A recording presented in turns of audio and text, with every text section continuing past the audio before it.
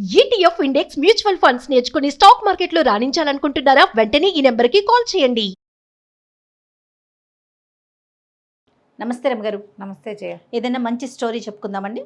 చందమామ గారు చెప్తా. ఓకే. ముఖస్తుతి దాని పేరు. అంటే ముక్కు సూట్ అండి? కాదు, ముఖస్తుతి అంటే పొగట్టం, ముఖం మీద స్తుతి. ఆహా, మీరు ఎంత చక్కగా ఉంటారు రమగారు, మీరు వాళ్ళే బాగుంటారు, మీరు బాగా చెప్తారు. అంటే ఏమవుతుంది, ఆల్రెడీ ఆటోమేటిక్గా నాకు నవ్వు వస్తుంది కదా, కాస్త బ్లష్ సిగ్గు కూడా పడుతుంటాను, మొహమాట పడతాను, సంతోషిస్తాను. తర్వాత నువ్వు నాకు నచ్చుతావు చాలా. ఓకే. ఎక్కడ కనపడినా సరే స్టార్టింగ్ లో ఫస్ట్ ప్రతిరోజు నమస్కారం రమగారితో పాటు లైన్ చెప్తాను. అలా కూడా ఏం చెప్తారు రమగారు మీరు స్టోరీలు, బా సూపర్ అండి. వాళ్ళందరికంటే మీరు బాగా చెప్తారు. అట్లా చెప్పాలా? అలాంటివి ఇంకాను. ఓకే. ఇది కథ వింటే గానీ మా అమ్మాయి పడుకోదు. అదైతే అసలు ఇంక చెప్పక్కర్లేదు, అదైతే అక్షరాల నిజం. అదే అలాంటివి. అట్లా ఏమైనా కొన్ని వాక్యాలు చెప్పామనుకో సంతోషంగా ఉంటుంది. మీలాంటి వాళ్ళు మీరే, అంతే, మిమ్మల్ని మించిన వాళ్ళు లేరు, మీకు సాటి ఇలా సాటి లేదు మీకు. ఇలాంటివి ముఖస్తుతి కొంతమంది సంతోషిస్తారు. పూర్వం అట ఒక పట్టణంలో చతురుడని ఒక ముచ్చి అని రాశారు. ముచ్చి అంటే బొమ్మలు చేసేవాడు. బొమ్మలు వేసేవాడిని చేసేవాడిని కూడా ముచ్చి అనొచ్చు. పాత కథల్లో కనపడ ముచ్చి అండి. ముచ్చి వీడు అత్యద్భుతమైన బొమ్మలు చేసేవాడు.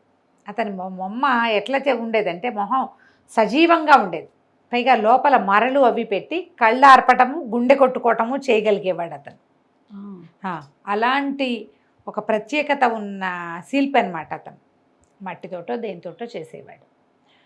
అసలు ఎలా చేసేవాళ్ళంటే ఈ రాజభటులు వాళ్ళు, ఈ కొత్త బాగా డబ్బులున్న వాళ్ళు రాజస్థానాల్లో కూడా మనుషుల విగ్రహాలు చేయించి వాకిట్లో పెట్టి ద్వారపాలకులు ఉన్న భ్రమ కల్పించేవారు ఇతని బొమ్మలతోటి. ఓహోహో. అట్లాంటి బొమ్మలు చేసేవాడు. అసలు ఎంత అద్భుతమో. ఇంత పని చేయించాలి కదా, బొమ్మ సజీవంగా ఉండాలి, మళ్ళీ దాన్ని గుండె కొట్టుకోవాలి, కళ్ళార్పాలి. అది అంటే బోళ్ళంత పని. ఈ మీటలు పెట్టడము అదంతా కూడా. దానివల్ల బొమ్మ చాలా ఖరీదుగా ఉండేది. అయినా సరే అందరూ పెట్టించుకునేవాళ్ళు. కానీ మరి ఇప్పుడు ఇన్ని బొమ్మలు చేసి ఇచ్చేవాడికి ఎంత డబ్బు ఉండాలి? మరి శత్రుడి దగ్గర అట్టే డబ్బు చేరల. ఎందుకంటే అతను ముఖస్తుతికి లొంగిపోయేవాడు. ఓకే. తక్కువ రేటుకి ఇచ్చేసేవాడు. కొంతమంది మీద ప్రేమతో ఇచ్చేసేవాడు. వాళ్ళు తనని మెచ్చుకున్నారు కాబట్టి ఇచ్చేసేవాడు. అలాంటి వాడు అనమాట. అయితే ఏమైంది, ఆ ఊళ్ళో భావికాలజ్ఞుడు అనే పేరున్న ఒక జ్యోతిష్కుడు ఒక ఆయన ఉండేవాడు. ఆయన ఎవరికైనా ఏదైనా చెప్తే నేల మీద రాతి మీద రాసినట్టే శిలాశాసనంగా జరిగిపోయేది. ఈ చతురుడు ఏం చేశాడు, ఒకసారి ఆ భావికాలజ్ఞుడికి తన జాతకం ఇచ్చాడట. ఇచ్చేసరికి ఆయన చూసి ఇప్పుడు ఖాళీ లేదు, తర్వాత ఇప్పుడు చూస్తానయ్యా అని పక్కన పడేసేట. ఆయన చూశాక ఆ మాట అనేసరికల్లా ఈయనకి భయం పట్టుకుంది చతురుడికి. ఏదో ఉంది, చెప్పడం ఇష్టం లేక ఆయన చెప్పలేదని అర్థమైంది. ఇక బక్కచిక్కిపోయాడు. ఒక వారం రోజుల్లో అన్నం సరిగ్గా తినలేదట. అయితే ఫ్రెండ్కి ఒకడే చెప్పాడు, భావికాలజ్ఞుడి దగ్గరికి వెళ్ళాను, జాతకం చూపించాను, ఆయన చూశాక ఇప్పుడు ఖాళీ లేదన్నాడు రా, నాకు చాలా భయంగా ఉంది, ఏమైపోతుందో నాకు అనేసరికల్లా ఆ స్నేహితుడు ఈ భావికాలజ్ఞుడిని ఎక్కడో కలిశాడు. ఆ చతురుడు చిక్కిపోతున్నాడండి, చిక్కి శల్యమైపోయాడు, ఏదో ఒక మాట చెప్పండి అనేసరికల్లా ఈయన అన్నాడు, ఆ చతురుడికి ఏముంది, వాళ్ళంతా ప్రజ్ఞాపాఠ వాళ్ళు ఉన్నవాడు, ఏదో సంపాదించుకుంటాడు, పర్వాలేదు, కానీ వచ్చే బహుళ నవమి నాటి రాత్రి 1 గంటకి జాగ్రత్తగా ఉండమని. ఆ ఒక్క నిమిషం గడియా తప్పించుకున్నాడా, తర్వాత ఏమి ఇబ్బంది లేదన్నాడు. స్నేహితుడు పరిగెత్తుకుంటూ వచ్చాడు, ఒరే చతురా నీ కొంప మునిగిందిరా, బహుళ నవమి నాటి రాత్రి 1 గంటకి నీ ప్రాణం పోయే ప్రమాదం ఒకటి ఉంది, యమకింకర్లు వస్తారు నీ కోసము, భావికాలజ్ఞుడు చెప్పాడురా అనగానే భయం వేసేసింది చతురుడికి. ఏమనుకున్నాడు, ఓ ఇంతేనా అనిపించింది. తర్వాత మొదట అలా భయం వేసి ఇంతేనా అని అక్కడి నుంచి ఏం చేశాడు, తనలాగా ఒక పెద్ద నిలువుటద్దం ఒకటి కొనుక్కొచ్చుకున్నాడు. వాళ్ళ ఇంట్లో అంతకుముందు చిన్న అద్దం ఉండేది, అంతే, పెద్ద నిలువుటద్దం తెచ్చుకుని ఆ నిలువుటద్దం ముందు నిలబడి తన్ని ఆశాంతం మొత్తం పరిశీలించుకుని తనలాగానే ఉన్న 4 ప్రతిమలు తయారు చేశాడు. ఓకే. వాడికి గుండె కట్టుకోవటము, రెప్పలు ఆర్పటము, తర్వాత ఇట్లా చేయి ముచ్చుకుంటే ముట్టుకున్నాం అనుకో నరాల సంచలనం మనకు తెలిసిన, ఇలా చూడండి టక్కు అనాలా, ఆ టక్కుమనేది కూడా పెట్టాడు. ఇవన్నీ బహుళ నవమి నాటికి రెడీ చేసేసుకున్నాడు. ఓకే. చేసేసుకుని తన గదిలో 4-5 మంచాలు ఏర్పాటు చేశాడు. 4 మంచాల మీద 4 విగ్రహాలని పడుకోబెట్టి 5వ దాని మీద తను పడుకున్నాడు. బహుళ నవమి నాటి రాత్రి 2 యమకింకర్లు గదిలోకి వచ్చారు. వచ్చి చూశారు 1 గంటకి. చూస్తే ఏముంది, 5గురు ఉన్నారు. వీళ్ళకి ఒక ఫోటో ఉంది. ఆ ఇంట్లో ఉండవలసిన వాడు ఒకడు. 5టిని చూస్తే 5 ఒకేలా ఉన్నాయి. వీళ్ళలో చతురుడెవడు? ప్రతివాడిని ముట్టు చూశారు. అందరికీ శ్వాస ఆడుతోంది. రెప్పలు ఎత్తి చూస్తే కన్ను కదులుతోంది లోపల. కళ్ళల్లో తడి.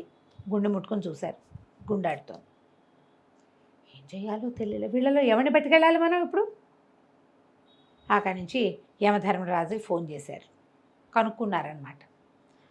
వాళ్ళకేదో దివ్యవాణి ఉంటుంది కదా, దాని ప్రకారం ఇక్కడ 5గురు ఉన్నారు, వీళ్ళలో ఎవరిని చంపాలి మేము ఇప్పుడు?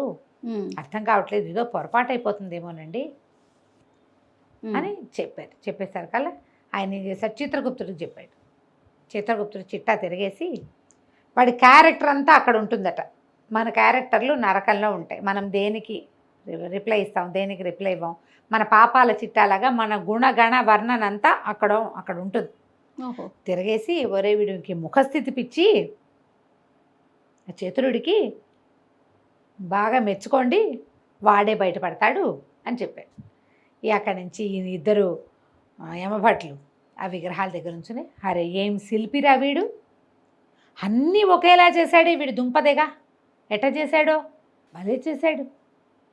అసలు చూడు, సేమ్ ముక్కు, సేమ్ మూతి, సేమ్ చేతులు, అసలు నరాల దగ్గర నుంచి ఒకేలా తేలిలాగా చేశాడురా. 50 ఏళ్ల వాడికి ఇక్కడ నరాలు తేలి ఉంటాయి, వీళ్ళ దగ్గర అక్కడ మనమైనా కొంచెం ఏజ్ వచ్చేసరికి నరాలు కనిపిస్తాయి. నరాల దగ్గర నుంచి చేశాడే. వీడంత శిల్పి వీడేరా, వీడిలాంటి వాడు ఇంకొకటి లేడు. మయుడెందుకు పనికొస్తాడు, వీడెందుకు పనికొస్తాడు, వాడెందుకు పనికొస్తాడు అనేసరికల్లా వినేస్తున్నాడు ఇదంతా. సరికి మాట్లాడలేదు, కానీ సంతోషం వచ్చేసింది, లోపల ఒక నవ్వు వచ్చేసింది, బుగ్గలు పక్కకి వెళ్ళిపోయాను. మొహం నవ్వు వచ్చేసరికి ఏమైనా బ్లష్ అవుతాం, మన సిగ్గు, మొహమాటం, సంతోషం లాంటి రకరకాల భావాలు కలుగుతాయా. భావాలు కలగగానే కపోలాలు ఎర్రబడ్డాయి, చెంపలు పక్కకి వెళ్ళినాయి. 5 విగ్రహాలని అలా 5టిని చూస్తూ నుంచున్నారు వాళ్ళు. ఏ విగ్రహానికి చెంపలు ఎర్రబడ్డాయో చూసుకుని ఎవడికి వాడు పట్టేశారు. మిగిలినవి 4 మనిషిలాగానే ఉంటాయి, కానీ అదే వాటికి స్పందన ఎట్టా ఉంటుంది? మనం ఏదైనా మెచ్చుకుంటే అవి స్పందించవు కదా. 4 బొమ్మలాగా పడుకున్నాయి. వీడు మాత్రం ఆ పొగడ్తకి స్పందించి వెంటనే దొరికిపోయాడు. అక్కడి నుంచి ఏముంది, 1 గంట అయింది. బహుళ నవమి నాటి రాత్రి 1 గంటకి వీళ్ళు యమభట్టులు ఇద్దరు చతురుణ్ణి తీసుకుపోయారు. అయిపోయింది.